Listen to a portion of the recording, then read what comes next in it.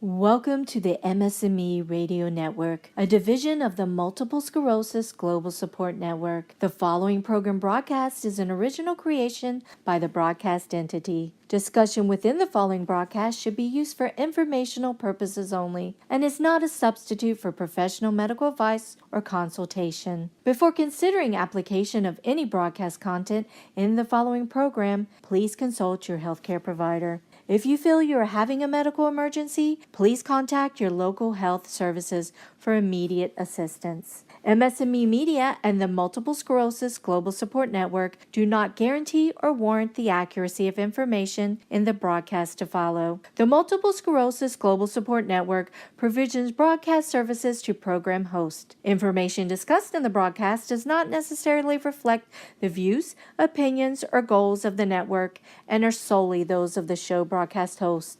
Should you wish to host a broadcast, please visit our website at msmemedia.com and submit a request to become a program host. We thank you for listening to the MS&Me Radio Network. Enjoy the show.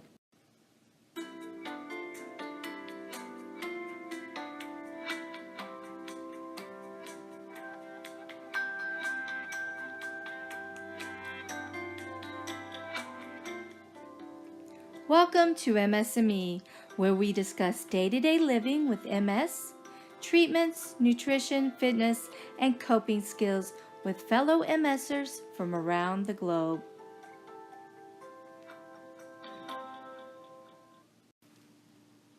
Welcome to MS&Me. Today's topic, Adult Day Enrichment Programs. Today's guest is Michelle King, KADEP Director at the Rocky Mountain MS Center. The King Adult Day Enrichment Program is an innovative, community-based, and cost-effective day program alternative to nursing home placement for younger adults with multiple sclerosis, brain injury, and other neurological conditions. KADEP provides a dynamic array of classes and activities, nursing care, and other services designed to enhance the physical, emotional, cognitive, and social well-being of each participant. Offering vital weekday respite and peace of mind to caregivers, KADEP strives to maximize the functioning, independence, wellness, and life enjoyment of all who attend. Our field correspondent, Roxy Ayers, is on location with Michelle King. Take it away, Roxy. Program. Thank you, Erica. I am so glad to be here at the King Adult Day Enrichment Program. It's an amazing program, and you know what? I've seen it on paper, but to see it in person and see it working like an amazing machine, it's insane. But my point is this, is that you get to see people. I spoke to a few of them, and it's amazing because their lives have changed exponentially because they can come here every day instead of being at home. And failure to thrive is a huge thing. And I often say that people with MS don't die of, conditions that happen because of the MS so much as the failure to thrive when you lose hope. And this place gives them a community to engage and feel like they have people they can speak to. So anyways, I'm very excited to introduce Michelle, who is the director of the King Adult Day Enrichment Program, which, how does it work, Michelle? It falls under the umbrella of the MS Rocky Mountain MS Center. We're a program of the Rocky Mountain MS Center. The program has been in existence since 1991. We started then serving only about 6 clients a day, and we average 63 clients a day now. And we're open Monday through Friday, 7:30 to 4:30. That's cool. So, well, check this out. What do you think is probably the most amazing part of this program? What have you seen? And first of all, tell us about your journey with this place. I started in 2001 as an intern, left for a year and came back as staff in January of 2003 and worked the programming side until 2014 when I became the program director. So about 14 and a half years with the program as staff. I think the most amazing thing for me is the support that the clients give to one another and the care that they see in each other when they're having a bad day or something's wrong. They really support each other and bring each other up. Right. It's a big community. Okay, so other than that, what do you see as far as, I've noticed that a lot of these people, they do have people at home that take care of them, either their family members or their caretakers and stuff like that. what is do you see benefits for both the client and the family member, and maybe having a place that's safe for them to go during the day? Or I think that for caregivers, we provide respite where the caregiver can go to work or do errands and take some time for themselves during the day and still be able to provide the care at home, keeping their loved one with them versus having to place them in a facility. right, I think that also gives the client, the individual, a sense of independence and freedom from having someone hover around them all the time worrying about their needs, because they both know coming in we're going to make sure that their medications are administered and that there's care provided and assistance in the restroom if that's what's necessary. okay, cool. And on that note, I have Maria here, and she's kind of a veteran here. She's been here quite a while. How many years have you been here, Maria? I have been here 16 and a half years. Holy moly, that's a long time. That is a long time. So here's the deal. Like, what is a day in the life for a nurse at this place? Well, we can assist with meals in the morning for breakfast. We also assist with bathroom needs. But then We do blood pressures checks. We do blood glucose checks for the clients that need that as well. We can assist with any kind of transfers in the bathroom to a chair, to a bed. So just anything that we can do to help the client. So then you help them with medications and stuff at times? We also do med-admin. We have medication administer qualified staff members here, but nursing foresees all of the major ones. We also can do hydrations for people with G-tubes.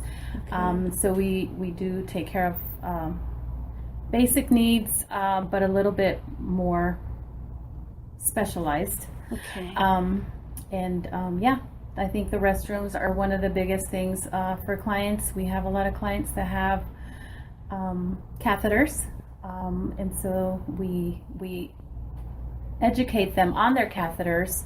And give them the support that they need, because it's a big change for clients to go from being able to go to the restroom on their own and then needing that extra assistance. And so we promote their independence a lot. So education is big on anything as far as transfers and catheter needs. So I think that, you were mentioning that giving them the tools to be independent in those situations. And I think in a community, and speaking to some of the clients here today, they were talking about how this place became an opportunity for them to thrive, but also they felt like they can do more than they ever thought they could.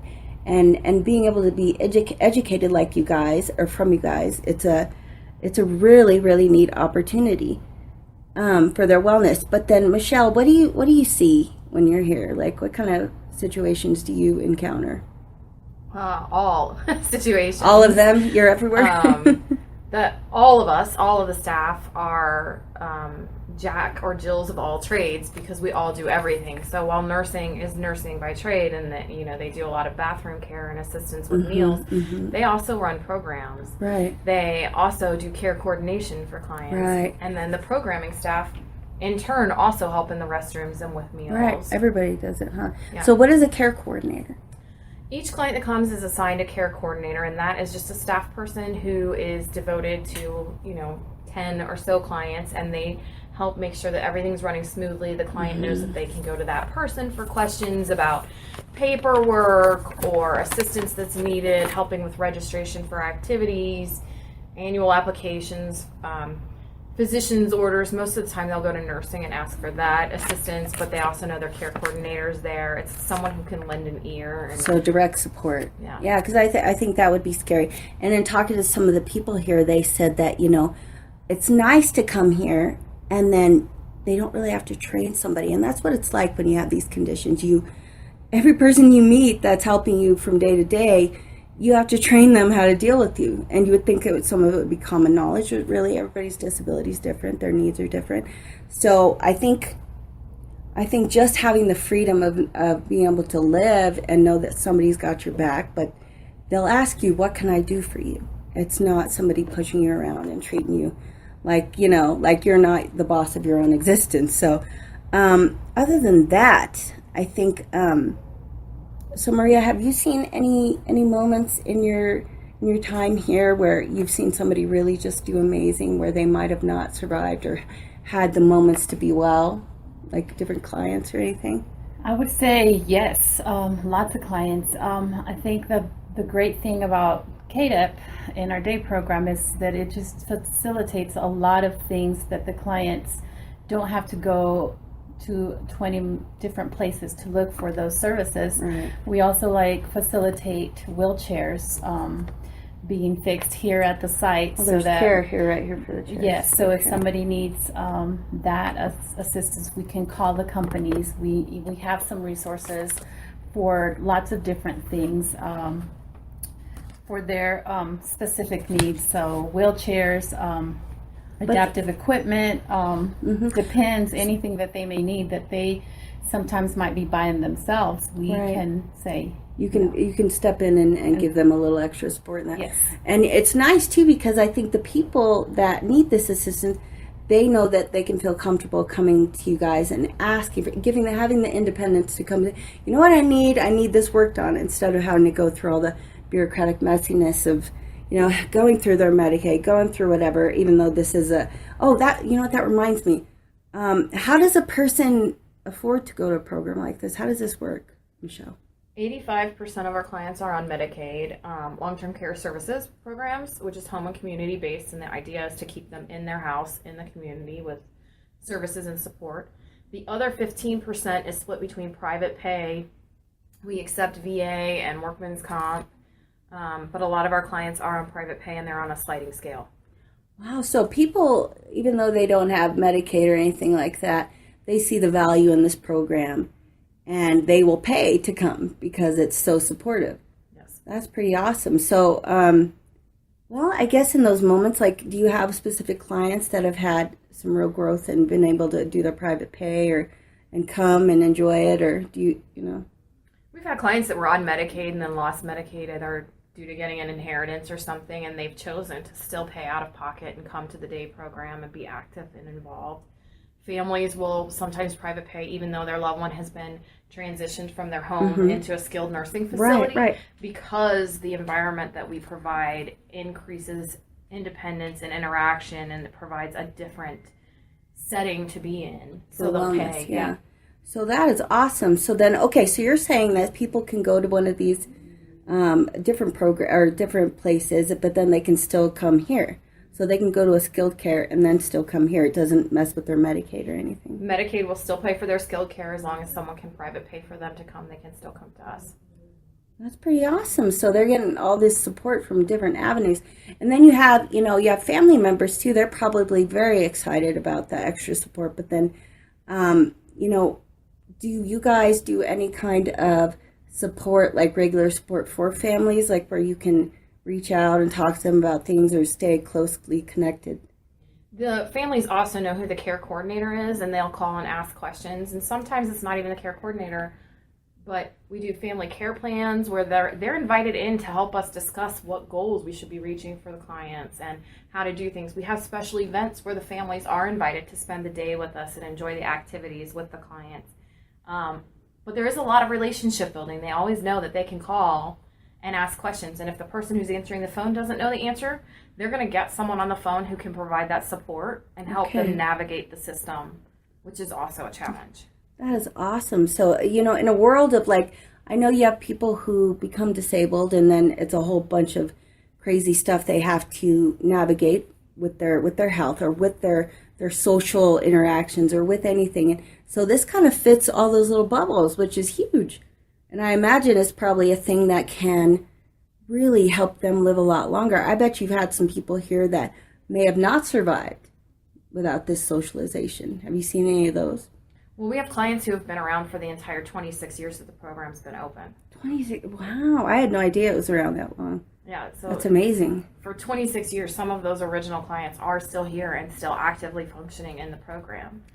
And they are still doing remarkably well. I think one of the benefits is that nursing catches what would be could be a more disastrous situation like a urinary tract infection if it went unchecked, because they're so aware and they're watching for signs and symptoms all the time, and we're constantly calling in to doctors' offices and saying this person needs to be seen, or talking to family and say something's not right, so that they can try and get the best care.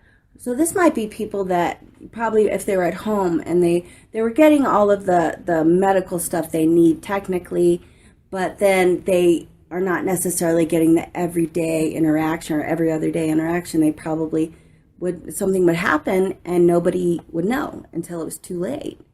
That's terrifying. So I imagine something like this is a huge thing for these people, a huge, amazing opportunity. So, okay, it's my understanding that you have some extra people that come, like volunteers and interns. How do the interns fit in this bubble? We get therapeutic recreation interns from across the United States. And as part of that degree pathway, you have to do a 16-week internship in a facility where there is a certified therapeutic recreation specialist.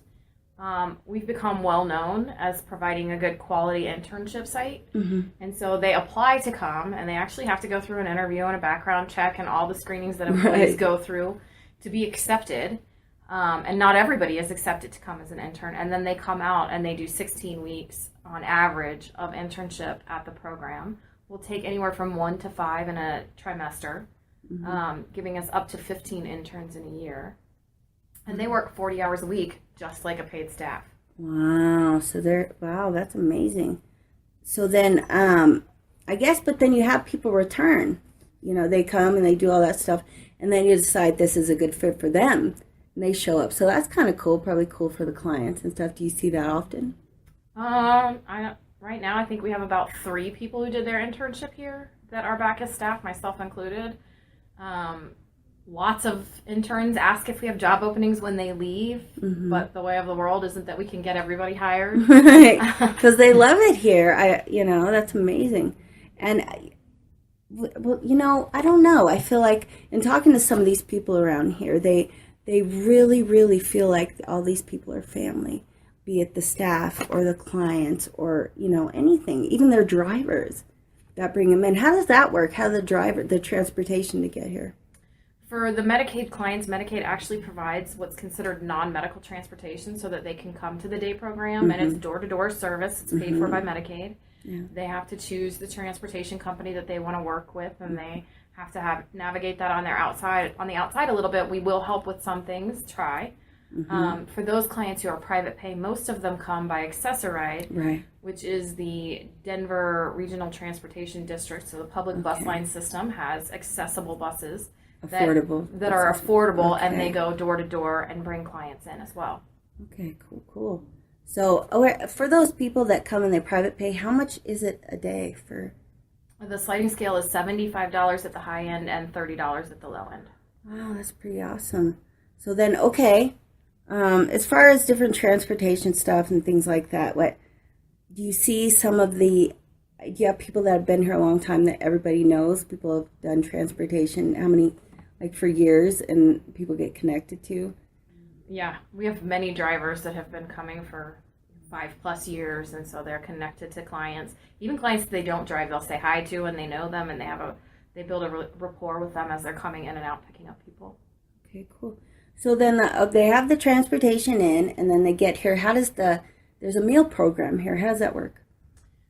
Built into the day program for Medicaid, we are required to provide breakfast and lunch. We provide a continental breakfast that changes every day. The clients can choose to eat it or not eat it, but it has a carb component, a fruit component, and then there's always milk available. And they can always have coffee, tea, juice. That rotates from week to week. It could be cereal, it could be a waffle or an English muffin. Okay. And that's served from 7:30 until 10, and the clients know the schedule. Lunch is catered in from a catering company, and it is USDA approved under the food program. It's a whole grain, protein, and a vegetable and a fruit for every meal. Okay. So, and there's probably some people that, at home, they wouldn't have had these nutritional opportunities, this ability to eat as well as they might if they come here every other day or whatever. So, that's pretty exciting. Then also, I guess, what there's just so much in my head I don't know what to do with it. How do you see this getting bigger and crazier? Are you seeing any opportunities for it to be something that could happen everywhere for other people? Because there is no program like this, honestly. Like I've looked around, there's nothing. Like even in other states there are programs similar, but nothing that offers the across the board support. One of the things that KDEP participates in is an Adult Day Alliance, and we're willing to have guests come in and view the program and try and give them the pointers that we have from running as long as we have. That program is sponsored by National MS Society. National MS Society is also doing a study on Adult Day participation for quality of life for individuals living with MS. Yes.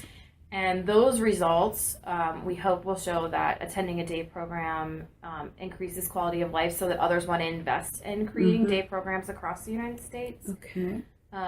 Internally, we know from our own surveys that despite disability, our clients feel like once they get into KDEP, their quality of life goes through the roof because they can actively engage with others and they're not just sitting at home watching TV, but they're doing things, learning things. Not watching Maury, figuring out who's the daddy. So, okay, that makes sense to me. And then, okay, so with these different people and stuff, like how many people do you see a day, would you say here? Average of 63. Wow, so there's 63 people getting the support they need. That's exciting.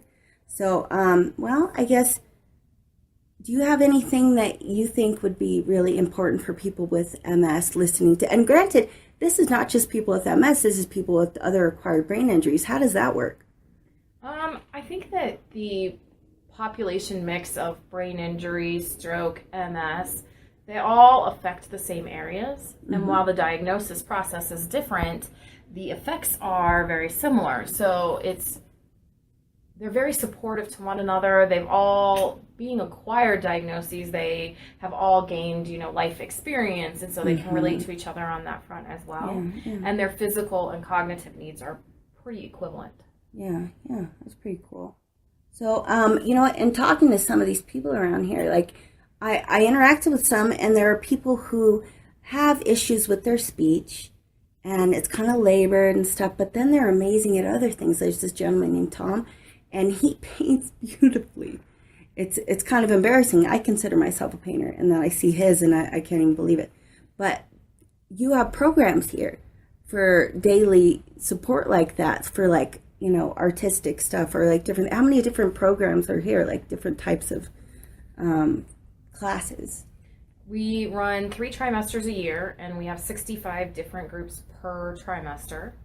So in a year, that's well over 120 different activities, 200 activities probably, that they can choose to participate in. And that's arts and crafts, exercise and fitness, meals, cooking, social conversations, discussions, walking, being outdoors. Just like, and that's a safe environment too. They can do these different exercises and they know that they're not going to have a fall, because that is probably the scariest thing when you have people who are using chairs or walkers and stuff like that. They have a fall and their whole life turns upside down. But to be able to come here and have a safe environment to do all these different exercises, that's cool. So how are the classes or the groups put together? Who does that?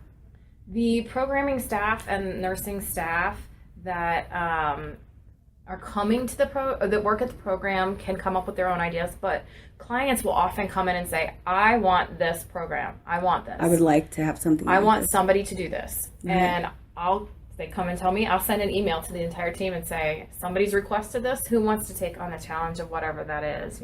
Whether it's sign language or journaling or whatever the clients are interested in. We want to find ways to accommodate their interests, because it's participation by choice, not by mandate. Yeah, and that's cool too, is like the people that come here, and the people that I've discussed this with, they come here, you have some of these places where they go because they need to be somewhere during the day because the families can't, kind of like a daycare. But this doesn't feel like an adult daycare at all, because it seems like they choose to be here. This is an environment they want to be in.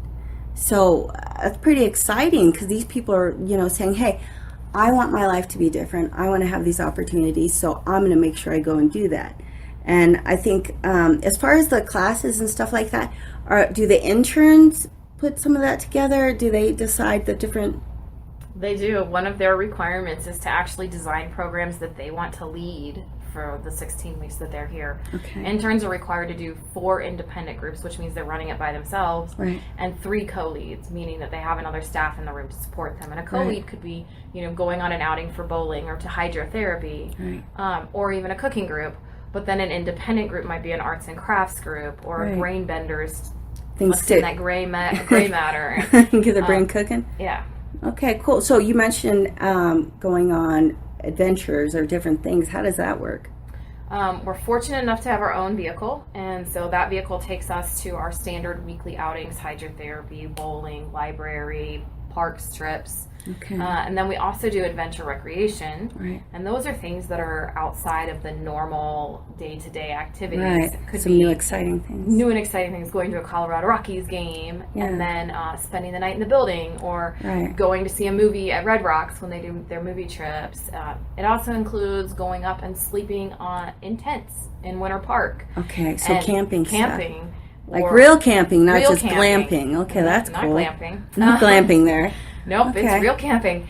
They might even go to a mountain retreat center, which is for meditation purposes, and experience a meditative retreat. Or Okay, and that's a Shambhala. Shambhala. So are you is there a partnership kind of thing with them, or they're how does that work? I consider anybody that we work with in the community a community partner. We don't have an affiliation agreement with them, but they are more than willing to work with us and help us accommodate the things that we need.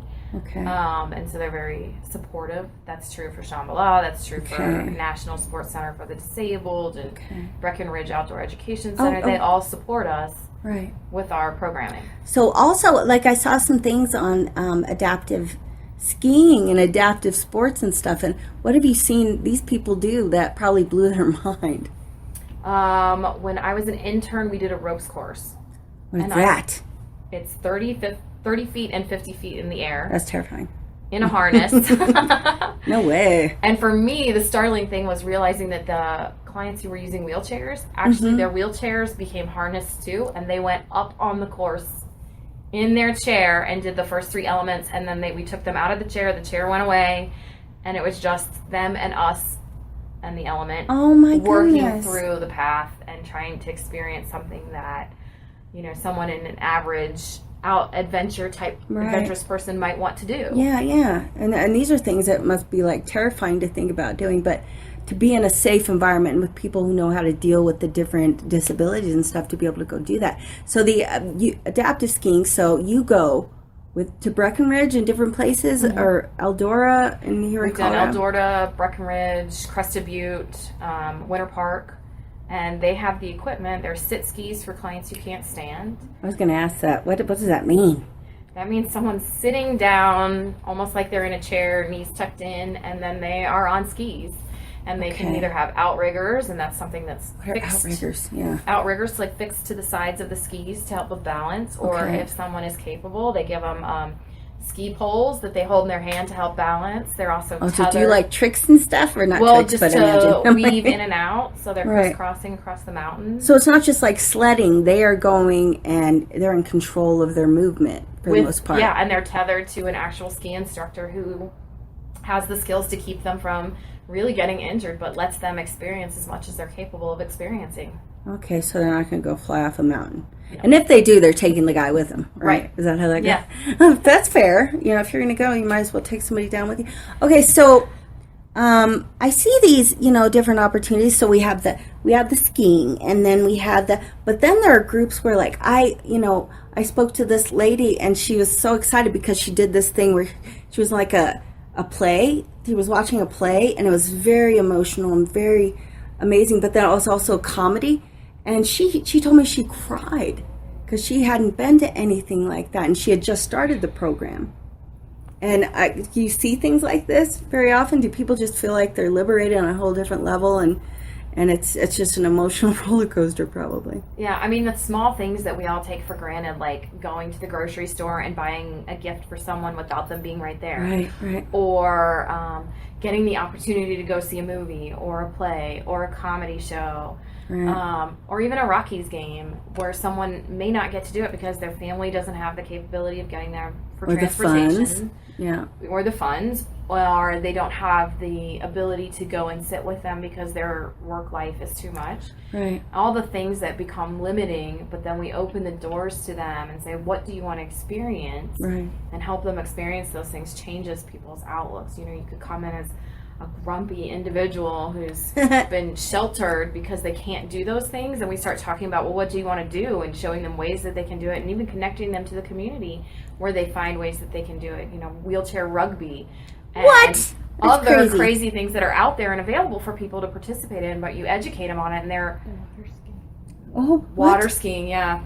So Maria says the water skiing. Water skiing. That's going to be good. So what happens there? Have you seen it, Maria? I haven't seen it, but the clients come back so excited because they just did something that maybe even before they wouldn't have tried, and now they get really excited about, you know, knowing that even though they're in a wheelchair, they can do these They things. can still do stuff. Yes. Yeah, and I think there was like boating or like sailing and all that other stuff. This is insane. Like you look at the schedule. You guys have a schedule, right? Right. Like and so these people have these classes, and it's every so often. But then, like, it's insane how many opportunities they have to be out in the community and interact with people, and not just people with this condition or an acquired brain injuries, but just different types of professionals in their atmosphere and their fitness, you know, different things like that.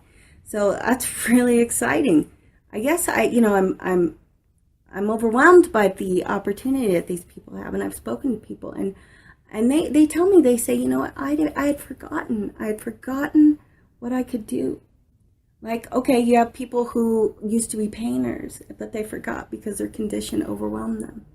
And then they get here and they do these groups and they're given the tools to do it, not worried about how they're going to pay for it or how they're going to do whatever. But then they say, hey, what can I do to make this easier and give you the opportunity to do these things? And, you know, they forget who they were before the diagnosis because it becomes all consuming.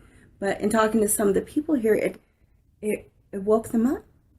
It woke them up in a way where you can't even explain. Like you try to tell people like that to understand what it must be like, you know, but to be a whole new person than you thought you had to be because of the diagnosis. Have you met anybody that felt that way or mentioned something like that? I think most of the clients, when they come in, say, gosh, I was spending my days just watching TV or laying in bed or sleeping, and I wasn't getting out and I wasn't doing things, and I didn't know that I could do those things anymore, and I didn't know that I could go whitewater rafting or horseback riding and all the things that we experienced. I just made Roxanne shocked. I was excited. Whitewater rafting! It's going to be so good. Okay, anyway, so that's huge. So what else? What else you got? What else is on the menu? We go out in the community with regional buses every other week, and we go to different places like museums and tea company tours and just anything that we can think of that the clients want to experience. We're willing to find ways to adapt it and give them the resources in the community. And we get adaptive equipment in that we can try out, that we can educate families on, so that they can try and use it at home. Really, it's all about independence and choice in life and activity. Given the opportunity to choose. So, and you mentioned going on trips to like, I understand you do Target trips. How often is that? It's at least twice a year, depends on the year. The clients have started having choice, and they want to have more center-wide bowling trips versus center-wide Target trips. But in the fall, when we're getting in the holiday season, we'll go to Target so that they can shop for their families and loved ones without them being right there. And we have clients who will buy wrapping paper and we'll come back and wrap it, and they take home a gift that's wrapped and their loved one can't even see what they're getting, which is exciting. Seems a silly thing to mean such a big thing, but it really means something to someone who can't do that on their own. And the desire to surprise someone is pretty overwhelming. It's huge. Yeah, you're like, hey man, I did this. I didn't have to orchestrate it with my care providers. I didn't have to do any of that. I get to show up and be a part of that bubble without having to drag people along with me to make it happen. Or even taking that person and having them buy their own gift. Right. That's horrible. I wouldn't want, I mean, I've done it. I'm not going to say I've never done it. Because, I've had MS for, going on 12 years now. And, it takes time to build the skills to be well. And a part of that, a huge part of that is having places and programs like this. Because like I said before, you do forget. You forget what you can do. You forget who you are. Your identity is now your diagnosis, and that's no way to live. And I think this place, from what I've heard, gives an amazing opportunity for them to thrive. And we know that, and I mentioned it before, failure to thrive is what kills us. The people that sit in a nursing home for 2 months, they have a greater chance of not making it because they don't have any ability to be who they remember being and have the tools to be an individual, not be a person that's sitting there having to orchestrate or be orchestrated. And this person shows up to wipe my butt every day and blah blah blah, and I can't imagine how demoralizing that would be at first. But I guess so. Do you have people that showed up with less abilities or lesser, whatever, and then by being here, they have become more independent just from having this opportunity? Yeah, we've had clients who started in wheelchairs and ended up using walkers. What? Because they come in and they start doing the exercises and they're encouraged to maintain the strength or regain a little of that they've lost so that they can move around independently. Right. We want them to be as independent as possible. Plus, I think the ability of our clients to educate volunteers coming from universities in the area and local high schools and even church groups that come in and volunteer about, I'm still a person that comes before my disability. The disability isn't me. Right. And this is what my disability means. I think that gives a broader enlightenment to everyone, because I think that many people go through their entire lives without seeing someone who has a disability like they experience here, and then getting to share your story with someone and opening their eyes to what that life actually is without the label of the condition of the condition being the person makes it that much more. I think there's such great joy that I see on people's faces when they're telling their stories and someone's really like being changed digging it, by and that. you see it on their face. Yeah, that is awesome. You think about that, I imagine some of these people have a preconceived notion of what it's going to be like or who they're going to meet. Oh, these people, they're sick and they have chairs and they might be out of their mind or whatever else. It probably is a really cool way to learn, and they're probably better in their career later on. So it's a pretty cool thing, to have those moments with people, And in talking to some of these people, they seem like they really enjoy it. They educate them in their own ways, and it's not always, it's not always what people expect, but it's nice to give people a different idea of what they're looking at, I digress. But I guess, okay, so Maria, you've heard us gab on for ages. What, you got anything to share? I think the biggest thing for me is that the caregivers as well benefit from our clients being here, and it's a big thing for both for the relationship on both sides, because they both get time away from each other and they can concentrate on just being whatever they are, being either father, son, mother, daughter, husband, wife, and they don't have to have, they don't have to spend all day together in order to have that. And they get to miss each other a little bit. They get to miss each other. They get to be their own person and do their own thing, and that, helps out the caregiver, less stress, and then the person is less stressed and then looks forward to being here and giving them that time away and, giving them a chance to do whatever they need to do. And I think that that's really, really big for me. And it's something that you don't think about, but that greatly, greatly helps both parties a lot. Yeah, so it's overall, it's just wellness, wellness for the families, wellness for the clients. So I guess, we talked about all the trips and stuff like that, and that's pretty crazy and awesome. I'm still hey, just the water stuff blows my mind because I'm terrified of water. But then people do boating outings and stuff like that too, or where's that at? What do they do? We work with Denver Parks and Rec, and we use their summer sports, and that's where the clients can water ski or they can just ride on a boat.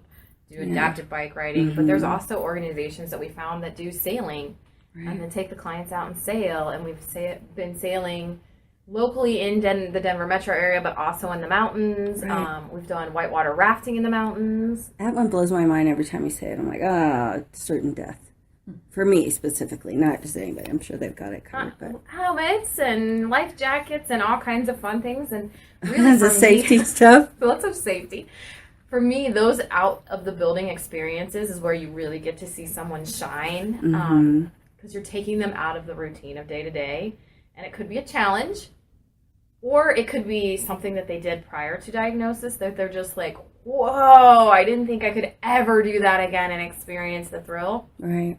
And while it's maybe a different thrill, and that they're using equipment that they wouldn't have used before, it still is like there's that joy of coming back to something that you loved and you thought you lost. And kicking butt at it. Kicking butt at it, yeah. Yeah, I can imagine that being really exciting and kind of crazy. The water thing blew my mind. I'm like, I don't want to hang out in the water. But if I had a floaty thing, you know what? That makes sense to me. Because like there was a time where I started using, I started doing adaptive swimming. You're like, what is adaptive swimming? Pretty much giving you the tools to not perish in the water while you're swimming, I'm pretty sure. Right? So I was all kind of butthurt because I was like, you need a little floaty vest and I'm going to survive, but I'm going to look like a child in this thing and floating around and stuff. But then after doing it a while and having this thing so you knew you were safe, dude, I burnt so many calories. And with MS or with any of these chair things, you don't move fast enough to do anything like that. You don't get the opportunity to be well in that kind of way, And I'm pretty excited about it. Granted, the vest was a thing, and it took me a minute to get my ego in check. So I was like, I don't want to wear that. I'm not supposed to do that. And I feel like it doesn't work for me. But to find it and then to really kick butt and like swim and be like, kick butt and it's awesome. But there's the other thing. I was at the side of the pool, kind of hyperventilating, feeling all my feelings because I was doing stuff I hadn't done before and I couldn't breathe and it was amazing and it was so exciting. And I was sitting there and my helper or my care coordinator, whoever was at the side, they're like, "Are you okay?" And I'm like, "I can't breathe and it's awesome." And you're like, "Well, what?" Okay. And you can see the look on their face. They're kind of confused because I'm pretty sure it was either a volunteer or somebody. They're like, "Should I get help?" Or whatever. I'm like, no. I'm just excited. And I remember crying. You're crying and you're laughing and you're trying to breathe and all these feelings are all very exciting. But then for the help, it's kind of terrifying. But I think everybody has those moments once they come here. And talking to some of the clients, they have these really enlightening, exciting moments where they're thriving where they thought they wouldn't. And I can't imagine what it'd be like to not have it now that, you know what I mean? It's kind of a crazy thing. So I guess in those moments, have you ever had somebody just like freak you out, but they were like really kicking butt or something, like doing physical stuff or? We took a client probably eight years ago, horseback riding, who was terrified. She signed up, she wanted to go, but she was terrified. We spent the entire first half of the day trying to convince her to even pet the horse. Like she was I don't want to touch that thing. She couldn't do it. And I finally said, "Come on, let's go up." They have this little stand that you get up on in your wheelchair, and then we transfer you over to the horse. I said, "Let's just go up on a stand. I'll hold your hand, and together we'll pet the horse." Right. Well, at least feel the horse, and then we'll touch the horse together, and I'll show you that there's nothing to be afraid of. Right. We'll experience it together, and she did. And she was like, "Okay, I think I want to get on." Right. And we got her on the horse, and then there was another panic attack, and she was like, "I can't do this. What are you doing? This large thing beneath me is going to move, and I'm going to die." Right. We convinced her, no, you got to try it. But the beauty is, I'm going to walk beside you on the horse. So you're holding onto the reins with one hand, you can hold my other hand, and we're going to walk. Start and small. I'm going to keep feeling, you're going to keep feeling me and knowing I'm right here with you. And we walked around the little corral, and I think it was about 15 of the horse steps in strides that I looked up, and the look of fear was gone, and there was a smile. Right. And she said, "Oh my God, I'm doing it. Right. I'm on a horse. I cannot believe this." And that whole night and the whole next day, all she talked about was like, "I can't believe you guys got me up there and that I did it, and I am so happy." Yeah.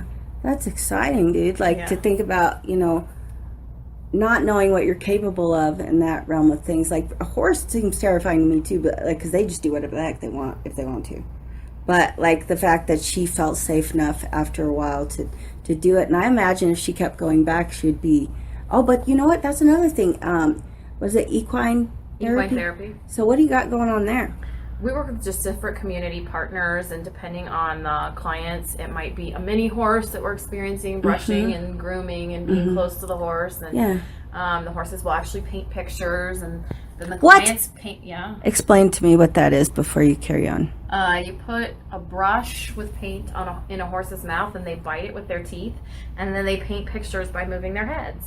And they're very abstract and beautiful, but it's very meaningful for the clients that are involved in the process, and they get to see it and feel that. And then we also have clients paint the horse, and yes, it's non-toxic, not hurt the client, but they might hand print on the horse or draw stripes. Dude, I would totally be down with that. I'd just paint a horse like crazy.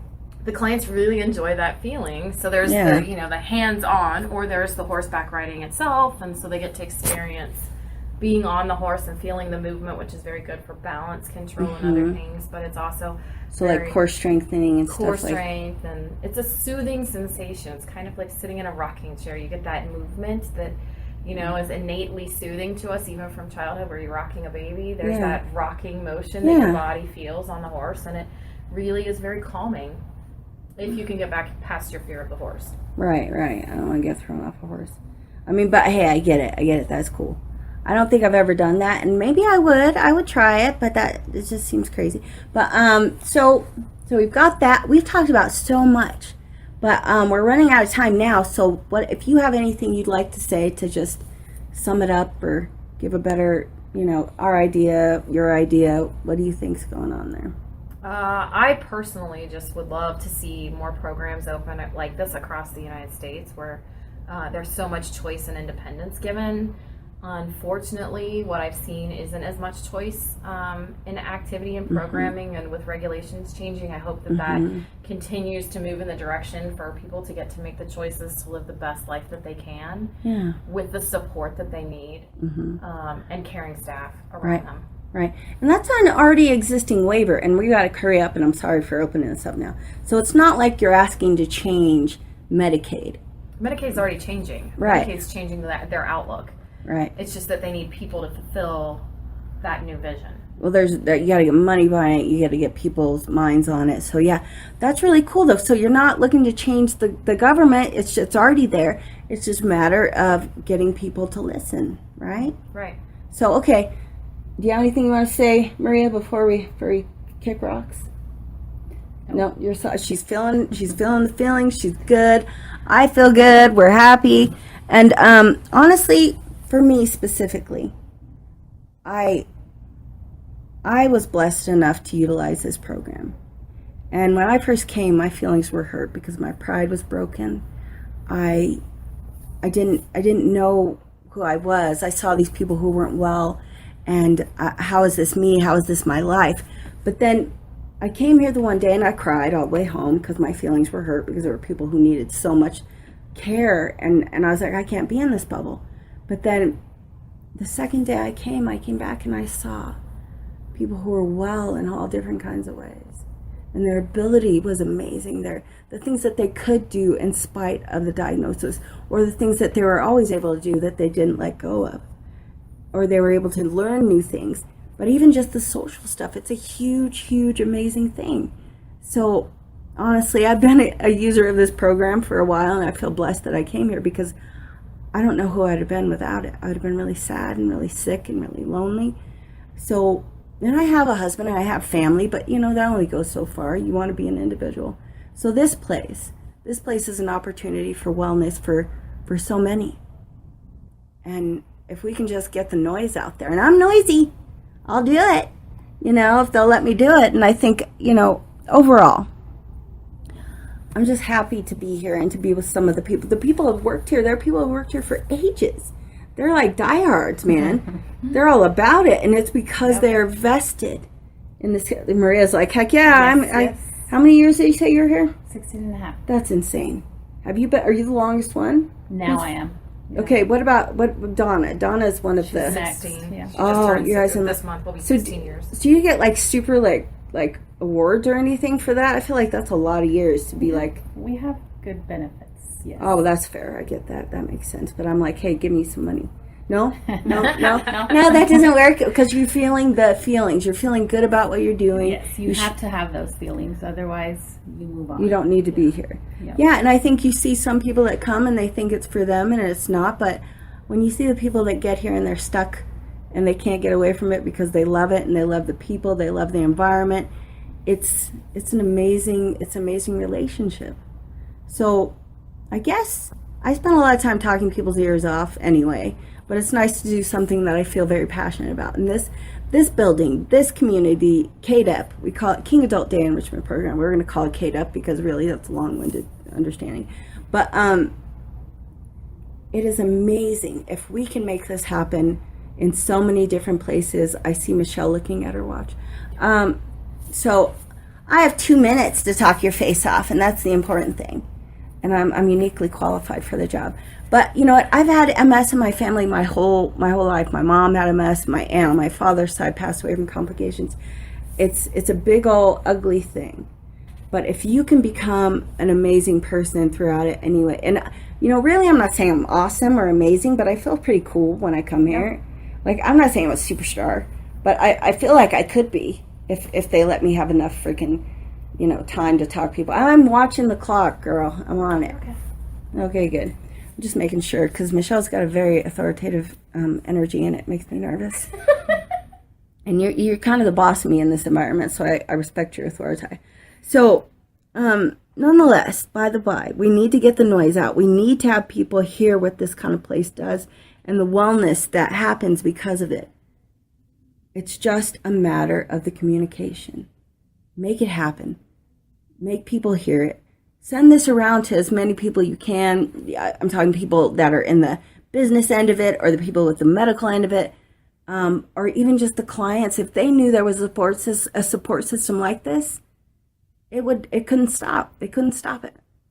So let's do this. Let's make it happen. Let's listen. Let's get some people with money on it because that's what we need. We need some cash. But overall, I feel blessed to be here. And I'm happy to be here with you, Michelle and Maria, you veterans of this place. But so I'm going to let it go and promise not to talk anybody's ear off for the rest of the day, even though I'm super excited to make this thing happen. So, okay, make noise with people, make it happen, do what you have to do, make this center thing happen everywhere. Thanks. And I'll check in later. Bye. Thank you, Roxy and Michelle. Wonderful reporting, Roxy, and thank you, Michelle, for sharing that Adult Day Enrichment program with us. We hope that that program is duplicated at MS centers around the globe. I would like to say a special thank you for all the participants in the program for letting us get that glimpse into your program, and of course the amazing staff that really give of their time for the MS patients and their families. Well, MS&Me listeners, we hope you join us again next week. We are on again next Sunday at 3 p.m. Eastern Standard Time. Have a wonderful week.